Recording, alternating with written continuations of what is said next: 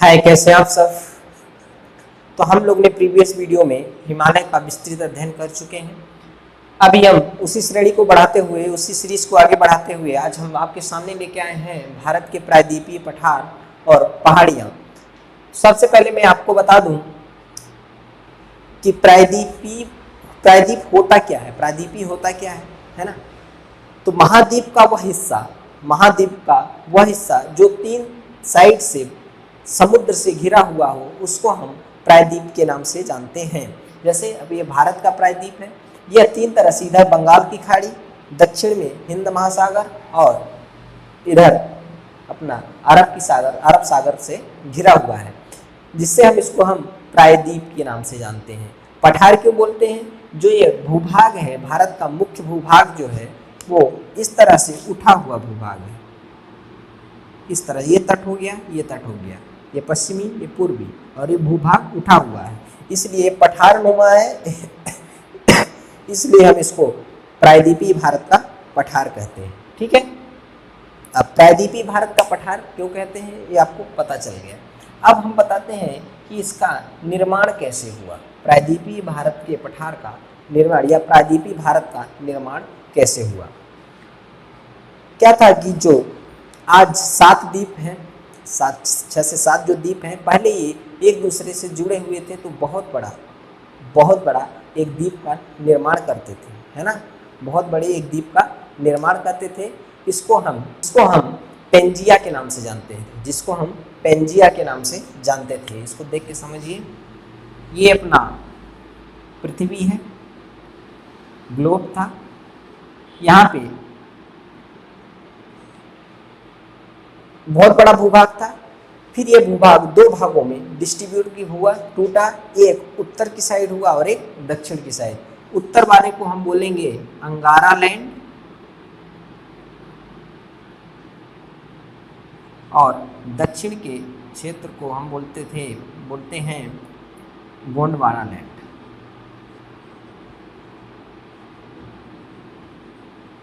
ठीक, यहाँ पर एक समुद्र है, टेथिस सागर, इसको हम टेथिस सागर बोलते हैं। इस तरह से 2 भागों में यह टूट के बिखरा, और इसमें से दक्षिण साइड में है 4 महाद्वीप है ना, और उसमें से एक अपना भारत है, जो कि अफ्रीकन महाद्वीप से अलग हुआ। पहले यह भारत का जो प्रायद्वीपीय भारत का मुख्य पृष्ठभूमि है, यह प्रायद्वीपीय भारत अफ्रीकन महाद्वीप से सटा हुआ था। फिर यह उससे टूट के अलग हुआ और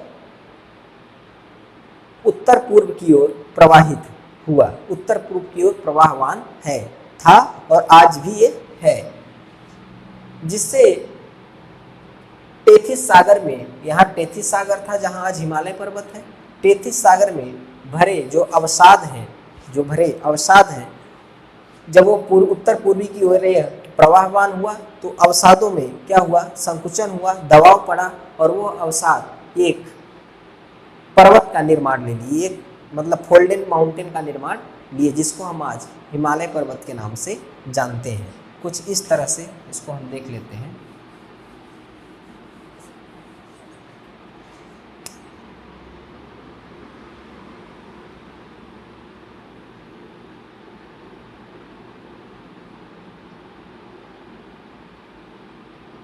ठीक,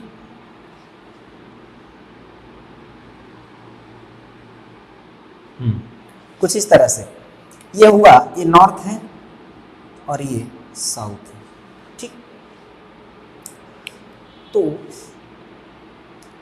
ये गोंडवाना लैंड हो गया। ये टेथिस सागर के मतलब ये हिमालय का नीचे का भाग है, जहां पर आज उत्तरी मैदान है, पंजाब से लेकर यहाँ वेस्ट बंगाल तक, झारखंड तक जो ये विस्तृत मैदान है वो यही है। ठीक है, पहले यहाँ मैदान नहीं था, पहले यहाँ ऐसे एक गड्ढेनुमा संरचना थी। तो क्या हुआ कि बहुत पुरानी बात है। फिर इसके बाद ऊपर आए तो ये शिवालिक हिमालय, लघु हिमालय और ये बृहद हिमालय।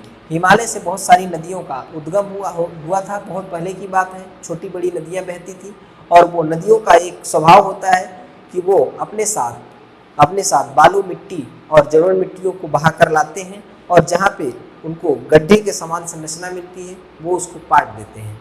तो ये हिमालय के हिमपात में यहाँ पर एक गड्ढी नुमा संरचना थी। तो यहाँ से जो नदियाँ निकलती थी हिमालय पर्वत से, वो अवसादों को बहाकर लाती थी और इसी में छोड़ देती थी। तो एक समय ऐसा आया कि यह जो गड्ढे नुमा संरचना है यह पूर्णतः क्या हो गई, भर गई, पूर्णतः भर गई। तो यही कारण है कि उत्तर भारत का जो मैदान है वो पठारी नहीं, उसमें मिट्टी बहुत अच्छी है, मिट्टी है ना। तो अगर हम, और उनका जल स्रोत जो है वो काफ़ी ऊंचा है, काफ़ी ऊंचा है, क्योंकि यहाँ पर पानी भरा हुआ है। तो जब हम यहाँ पर कुआं वगैरह कुछ खोदते हैं तो ये अगर यहाँ पर कुआं खोदे तो यहाँ पर आके हमको पानी मिल जाता है, ऐसे यहाँ तक पानी मिल गया। और अगर इसको और नीचे खोदेंगे तो ये जो प्रायद्वीपीय भारत और हिमालय का जो यहाँ पर जॉइंट है, ये पठार, ये चट्टान मिल जाएगी, जिससे हमको खोदना बड़ा मुश्किल हो जाता है। ठीक है, समझ में हमारी बात। तो यही रीजन है कि यहाँ का जल स्रोत काफ़ी ऊंचा है इस कंपेयर टू प्रायद्वीपीय भारत के पठार। प्रायद्वीपीय भारत से यहाँ उत्तरी भारत के मैदान में जल स्रोत का स्तर ज़्यादा है। ठीक है, क्योंकि यह मिट्टी का इलाका है और मिट्टी खोदने तक ही वहाँ पर पानी मिल जाता है। ठीक है, ये समझ में आ गया कि प्रायद्वीपीय भारत का निर्माण कैसे हुआ। ठीक, प्रायद्वीपीय भारत का निर्माण कैसे हुआ।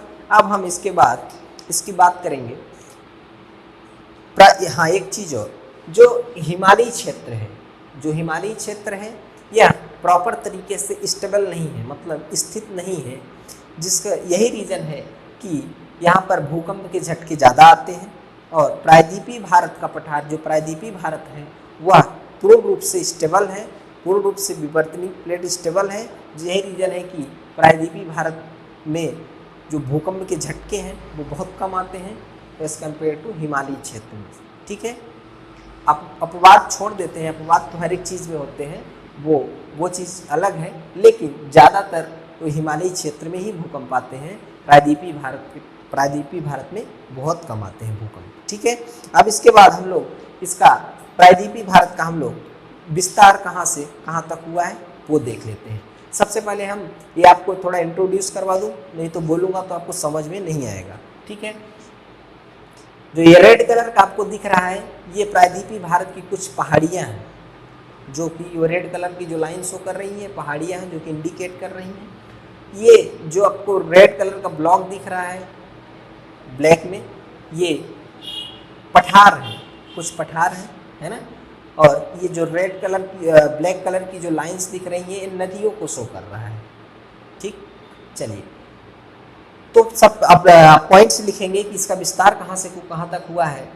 तो प्रायद्वीपीय भारत के पठार का विस्तार उत्तर में अरावली पर्वत, पूर्व में राजमहल की पहाड़ी से लेकर कन्याकुमारी तक है। ठीक है, ये ऐसे लिखेंगे कि प्रायद्वीपीय भारत के पठार का विस्तार उत्तर में अरावली पर्वत, पूर्व में राजमहल की पहाड़ी तथा दक्षिण में कन्याकुमारी तक है। ठीक है, चलिए अब मैं एक चीज़ आपको बता दूं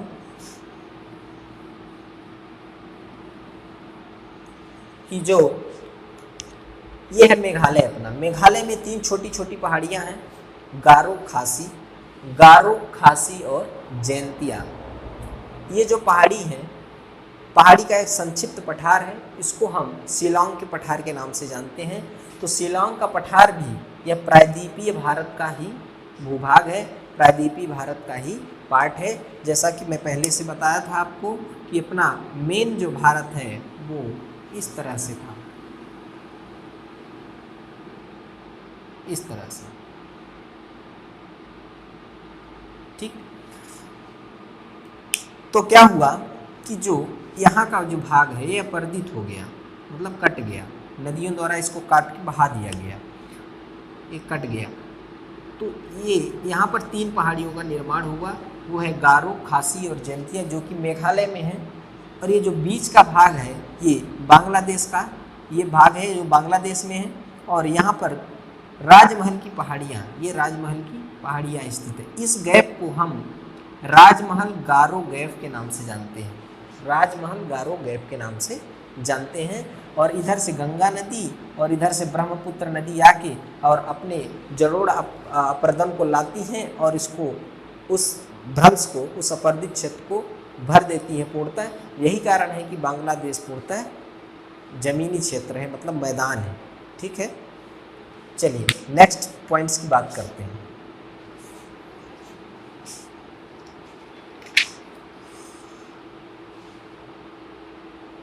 अब प्रायद्वीपीय पठार के नेचर की बात करते हैं कि प्रायद्वीपीय पठार का नेचर क्या है। जो प्रायद्वीपीय पठार है, प्रायद्वीपीय पठार का जो उत्तर का भाग है, जो उत्तर का भाग है उत्तर की तरफ ढलायमान है। मतलब ये, इसको समझिएगा कि जो प्रायद्वीपीय भारत का जो पठार है, ये साउथ हो गया, ये नॉर्थ हो गया, तो यहाँ से सीधा चला और ये उत्तर की तरह ढलायमान है, मतलब ऐसे है, उत्तर की तरह ढलायमान है। ठीक है, यही कारण है कि यहाँ से निकलने वाली कुछ नदियाँ उत्तर की ओर प्रवाहित होती हैं और नर्मदा तथा गंगा में जाके मिलती हैं। कौन कौन सी हैं? सोन नदी, बेतवा नदी, चंबल नदी। सोन नदी, बेतवा, चंबल, ये नदियाँ हैं जो कि उत्तर प्रायद्वीपीय भारत के उत्तर की ओर से निकलती हैं, वहीं से उद्गम होता है और उत्तर साइड प्रवाहित होते हुए यह यमुना और गंगा में जाके मिल जाती है। ये सोन नदी है जो कि पटना में जाके मिलती है और बेतवा और चंबल नदी जो है वो यमुना नदी से इटावा के पास मिलती है। ठीक है, ये आपको समझ में आ गया होगा। इसके बाद हम लोग सतपुड़ा, दो भ्रंश घाटियाँ हैं, उसके बारे में देख लेते हैं। ये आपको ब्लू कलर की लाइन दिख रही होगी, ये ब्लू कलर की इधर आई, फिर इधर गई, फिर इधर गई, फिर इधर गई, मतलब ये खाली जगह, ये देखिए दो खाली जगह दिख रही है, मतलब ये भ्रंश है। मतलब जो धसा हुआ जो क्षेत्र होता है, वो समतल प्लेन का, समतल जगह का जो धसा हुआ जगह होता है उसको भ्रंश बोलते हैं, भ्रंश घाटी बोलते हैं। ठीक है, तो यह है विंध्याचल पर्वत श्रेणी। विंध्याचल पर्वत के दक्षिण में है सतपुड़ा के अमरकंटक से दो नदियों का उद्गम होता है, एक नर्मदा नदी है और एक ताप्ती नदी। तो नर्मदा नदी यहाँ से निकलते हुए इस भ्रंश घाटी से बहते हुए खंभात की खाड़ी में जाके अपना जल गिराती हैं और इसी तरह से ताप्ती नदी यहाँ से निकलती है और इस भ्रंश घाटी से होते हुए अपना जल खंभात की खाड़ी में गिराती है। इस घाटी से नर्मदा नदी का प्रवाहन होता है। यही कारण है कि इस घाटी को हम नर्मदा भ्रंश घाटी के नाम से जानते हैं।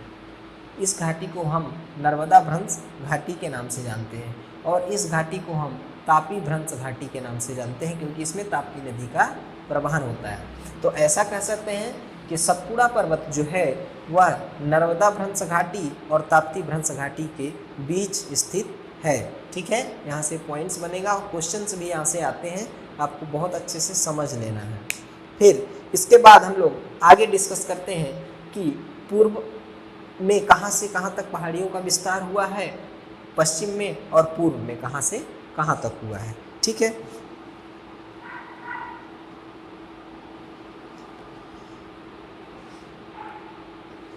चलिए अब बात करते हैं सतपुड़ा के नीचे के बाद। नीचे का पार्ट जो है सतपुड़ा तक हो गया है, सतपुड़ा के नीचे का इसका क्या नेचर है।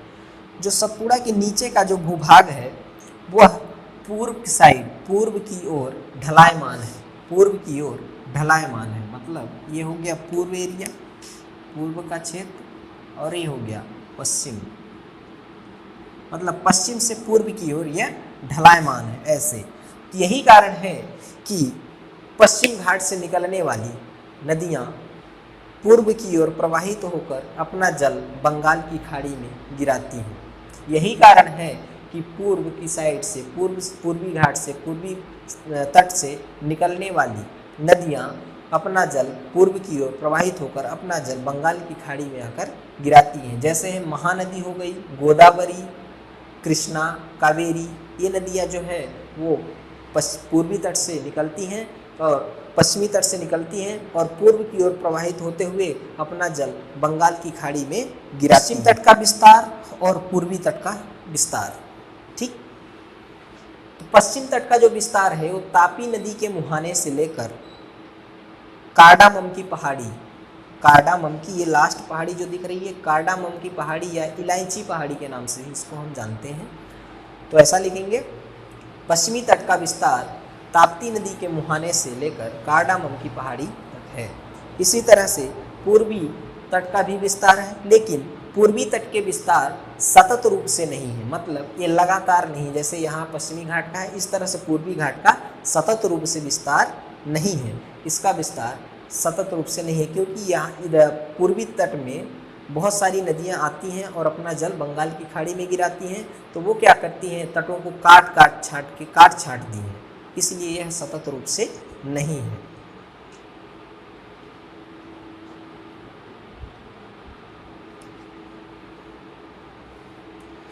चलिए अब इसके बाद हम लोग डिस्कस करेंगे कि जो पूर्वी पश्चिमी घाट की जो पहाड़ी है, पश्चिमी घाट की पहाड़ी और पूर्वी घाट की पहाड़ी दोनों दक्षिण भारत में एक पर्वतीय गांठ का निर्माण करती हैं।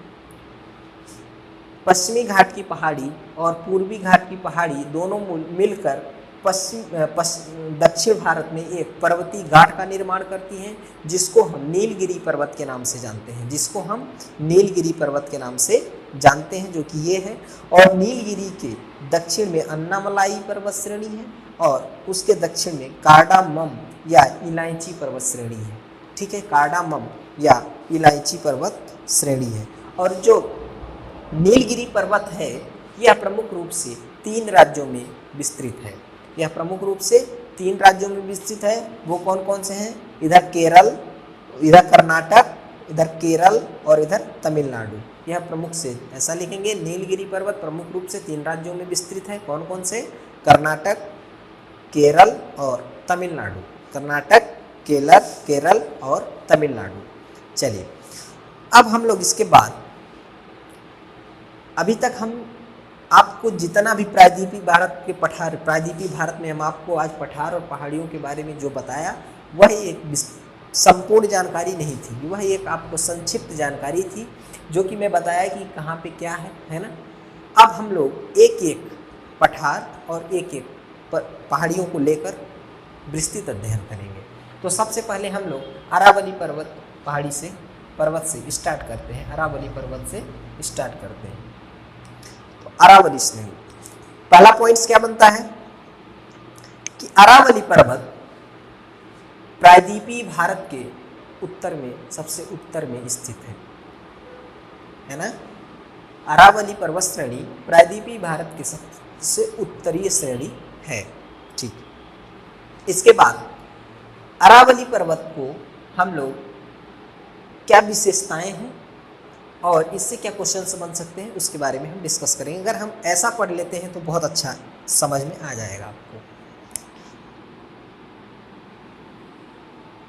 ये अरावली पर्वत का विस्तार, अरावल पर्वत का विस्तार गुजरात के पालनपुर से, मतलब यहाँ पर का एक कस्बा है गुजरात, गुजरात के पालनपुर से दिल्ली तक विस्तृत है। दिल्ली तक विस्तृत है।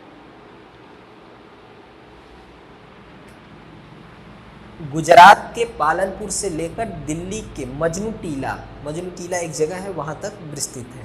मतलब यहाँ पालनपुर से लेकर मजनू टीला, पालनपुर से लेकर मजनू टीला तक अरावली पर्वत का विस्तार है। इसको प्रमुख रूप से 3 श्रेणियों में हम लोग विभाजित करके इसका अध्ययन करेंगे, अध्ययन की दृष्टि से, है ना। तो ये हो गया 3 श्रेणी। पहली आती है जरगा श्रेणी।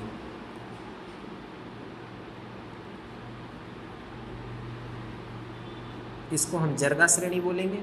इसको बोलेंगे हर्षनाथ श्रेणी और इसको बोलेंगे दिल्ली रीच। दिल्ली रीच 3 श्रेणी है। ठीक है, पहला हर्षनाथ, जरगा श्रेणी, हर्षनाथ श्रेणी और दिल्ली रीच।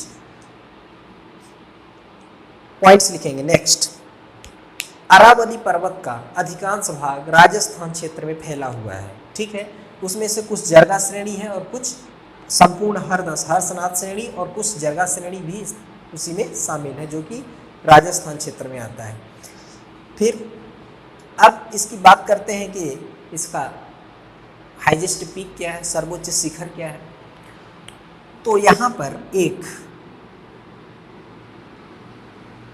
माउंट आबू स्थित है,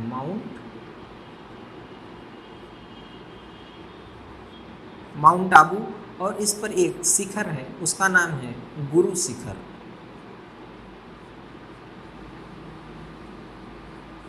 गुरु शिखर जिसकी हाइट है 1722 मीटर। ठीक है, 1722 मीटर गुरु शिखर, उसका नाम है माउंट आबू पे स्थित गुरु शिखर है। वो सर्वोच्च चोटी है किसकी? अरावली पर्वत श्रेणी की। फिर और पॉइंट्स लिखेंगे। माउंट आबू के बारे में कुछ फैक्ट्स हैं, कुछ हैं जो कि परीक्षा के दृष्टिकोण से बहुत इंपॉर्टेंट हैं। माउंट आबू पर जैन धर्म का प्रसिद्ध दिलवाड़ा मंदिर स्थित है। पॉइंट्स में लिखेंगे कि माउंट आबू पर जैन धर्म का प्रसिद्ध दिलवाड़ा मंदिर स्थित है। नेक्स्ट पॉइंट, नेक्स्ट लिखेंगे IPS training centre. IPS training centre पहले माउंट आबू पर ही स्थित था, अब वह हैदराबाद शिफ्ट हो गया है। अब जहां पर आईपीएस ट्रेनिंग सेंटर था वहां अंतरिक्ष एकेडमी खुल गई है। ठीक है, चलिए अब देखते हैं हर्षनाथ श्रेणी। हर्षनाथ श्रेणी में प्रमुख रूप से 3 माइंस हैं, वो जो कि बहुत इम्पोर्टेंट है। 3 माइंस हैं।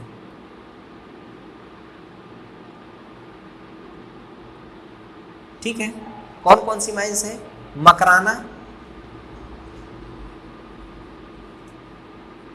Makrana mines, Khetri mines, Makrana Khetri mines, Jaora, Khetri और मकराना। जावरा माइंस जो है वो लेह जिंक के लिए बहुत प्रख्यात है। खेतरी माइंस में प्रमुख रूप से कापर खेतरी माइंस में मिलेगा, और जो मकराना माइंस है यह संगमरमर, मतलब संगमरमर के लिए प्रसिद्ध है। जो ताजमहल में लगा हुआ संगमरमर है वह मकराना माइंस से ही लिया गया था। ठीक है, ये फैक्ट्स थे यहाँ पे। फिर इसके बाद और आगे की जाए, जब दिल्ली रीच साइड बढ़ते हैं तो यहाँ पर एक हिल स्टेशन है, यहाँ पे एक हिल स्टेशन है, इसको हम रायसीना हिल स्टेशन बोलते हैं। रायसीना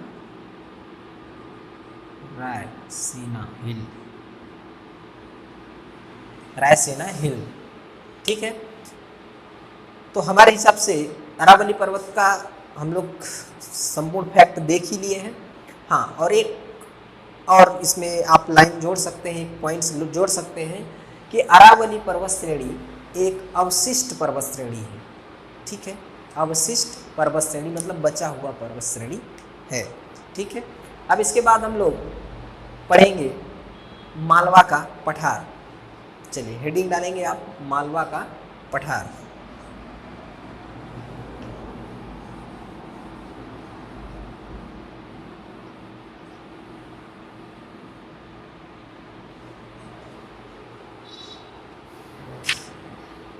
सबसे पहले हम लोग देखेंगे कि मालवा पठार की स्थिति कहाँ है, मतलब कहाँ पे लोकेटेड हो रहा है। चलिए, तो मालवा का पठार अरावली पर्वत के दक्षिण में और विंध्याचल पर्वत के उत्तर में स्थित है ना। क्या पॉइंट्स लिखेंगे? अरावली पर्वत, मालवा का पठार अरावली पर्वत के दक्षिण में और विंध्याचल पर्वत के उत्तर में। या तो ये भी लिख सकते हैं कि मालवा का पठार अरावली पर्वत श्रेणी और विंध्याचल पर्वत श्रेणी के मध्य में स्थित है। ठीक है, ओके। चलिए फिर से लिखेंगे सेकेंड पॉइंट मालवा के पठार के बारे में, कि मालवा का पठार प्रमुख रूप से ज्वालामुखी से के उद्गार से इसका निर्माण हुआ है। ज्वालामुखी पठार है ना, ये विस्फोटक ज्वालामुखी नहीं, ये जो धीरे धीरे जो ज्वालामुखी फूटती है, परत दर परत बढ़ता गया और एक पठार का निर्माण हो गया, उसको हम मालवा का पठार बोलते हैं। और ज्वालामुखी से निर्माण होने के कारण इसके आसपास की जो मिट्टी है वो काली मिट्टी या रेगुर मिट्टी है। है ना, इसके आसपास की जो मिट्टी है वो काली या रेगुल मिट्टी है। ओके, फिर नेक्स्ट पॉइंट लिखेंगे, मालवा के पठार से प्रमुख रूप से 3 नदियों का उद्गम होता है। कौन कौन सी? बेतवा नदी, काली सिंध नदी और चंबल नदी। कौन कौन सी? मालवा के पठार से प्रमुख रूप से 3 नदियों का उद्गम होता है। कौन कौन सी? बेतवा नदी, काली सिंध नदी और चंबल नदी। काली सिंध नदी जो कि चंबल नदी की सहायक नदी है और यह जाके यमुना नदी से इटावा में जाके मिलती है, और बेतवा नदी भी यमुना नदी से इटावा में जाके मिलती है। ठीक है, ये हो गया आपका फैक्ट। चलिए और बता दूं, जो मालवा का पठार है यह प्रमुख रूप से अपरदित होते जा रहा है, क्योंकि इनकी जो नदियां हैं इसको बहुत जगह से काट छांट दे रही हैं, बीहड़ बना दे रही हैं, ऊबड़ खाबड़ बना दी है। बीहड़ मतलब ऊबड़ खाबड़, ठीक है, क्योंकि बहुत ज़्यादा इसको अपरदित कर दी है। जो इनसे नदियाँ निकलती हैं इसको काट छाट के अपरदित कर दी है। ठीक है, तो यह बीहड़ ऊबड़ खाबड़ हो गया, ऐसा कह सकते हैं। ठीक है, चलिए तो आज के लिए हम लोग इतना ही पढ़ेंगे। नेक्स्ट वीडियो में हम लोग और भी जो पहाड़ियाँ हैं उनका अध्ययन करेंगे, है ना, एक एक करके डिस्कस करेंगे और बहुत अच्छे से कवर करने वाले हैं। कुछ इससे बाहर आने वाला नहीं, बस पढ़ने के लिए आपको बहुत कंसंट्रेट, मतलब काल्पनिक सब्जेक्ट है ये। जितना अच्छा मेरे साथ आप कल्पना कर पाओगे उतना अच्छा आप क्वेश्चन पेपर में आप क्वेश्चन सही करके आओगे। ठीक है, जय हिंद।